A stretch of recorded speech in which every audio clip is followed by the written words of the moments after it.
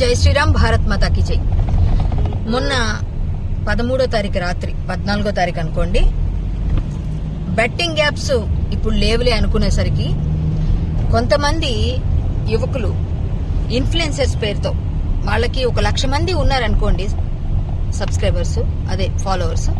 వెంటనే ఏం చేస్తున్నారంటే ఒక కారు కొంటున్నారు. ఆ కారుని ఒక 5-6 లక్షలకు కొని 400, 399, 199 ఇలా పెడుతున్నారు. బండి గాని, కారు గాని, టీవీలు, ఫ్రిడ్జ్లు చాలా ఉన్నాయి ఈ స్కీమ్స్ లో. ఇలాంటి ఏంటంటే ఇన్లీగల్ లాటరీ. వీళ్ళకి ఎవరిచ్చారు పర్మిషన్? వితౌట్ పర్మిషన్ ఇట్లాంటివన్నీ చేయడం చాలా చాలా తప్పు, నేరం. ఆర్థిక నేరాలకు పాల్పడుతూ ఒక చిన్న పిల్లాడిని, 15 సంవత్సరాల పిల్లాడిని చూశాను నేను. ఆ పిల్లవాడు 20 రూపాయలకి నేను స్మార్ట్ ఫోన్ ఇస్తాను, 20 రూపీసే, జస్ట్ 20 రూపీస్ తో మీరు ఈ స్మార్ట్ ఫోన్ తీసుకోవచ్చు అని చెప్పేసి వాడు చేస్తున్నారు. అంటే వీళ్ళందరినీ చూసి చిన్న చిన్న పిల్లలు కూడా చెడిపోతున్నారు.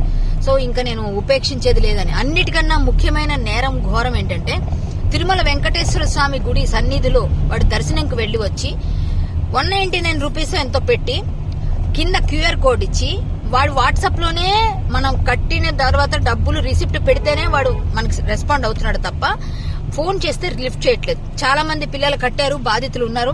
ఇలాంటి వాళ్ళు కుప్పలు తెప్పలుగా ఉన్నారు హైదరాబాద్ నగరంలో. ఇంకా వేరే నగరాలకు పాకక ముందే మనం దీన్ని అడ్డుకట్ట వేయాలని తిరుమల తిరుపతి దేవస్థానంలో దేవదేవుని సన్నిధిలో ఒట్టు పెట్టి స్వామి పైన, వెంకటేశ్వర స్వామి ఒట్టు పెట్టి వాళ్ళు చేశారు. ఇవాళ నాకు విజిలెన్స్ అధికారులు కూడా నేను ఫోన్ చేశాను. ఈవో గారికి చేయండి ఫిర్యాదు అన్నారు. మేము మెయిల్స్ అన్ని చేస్తామన్నాము. ఇంకా లేట్ అవుతుంది ప్రాసెస్ అని ఇక్కడ నేను పంజాగుట్ట పోలీస్కి, థ్యాంక్స్ టు పంజాగుట్ట పోలీస్, నిజంగా చాలా చాలా వెంటనే రెస్పాండ్ అయ్యి వాడిని పట్టుకోవడానికి ఇప్పుడు ఏదైతే వాడు ఈ నిన్న 16వ తారీఖున ఆక్షన్ పెట్టాడో ఆ వెహికల్ సీజ్ చేస్తాము, వాడి అకౌంట్స్ కూడా ఫ్రీజ్ చేస్తామని చెప్పారు. వాళ్ళు అదే పనిలో ఉన్నారు. ఇవాళ రేపు నిందితుడు దొరుకుతాడు. దొరికిన వెంటనే పంజాగుట్ట సిఐ గారు ఖచ్చితంగా మనకందరికీ కూడా ఆయన వివరంగా ప్రెస్ మీట్ పెట్టబోతున్నారు. ప్రవీణ్ క్యాసా అండ్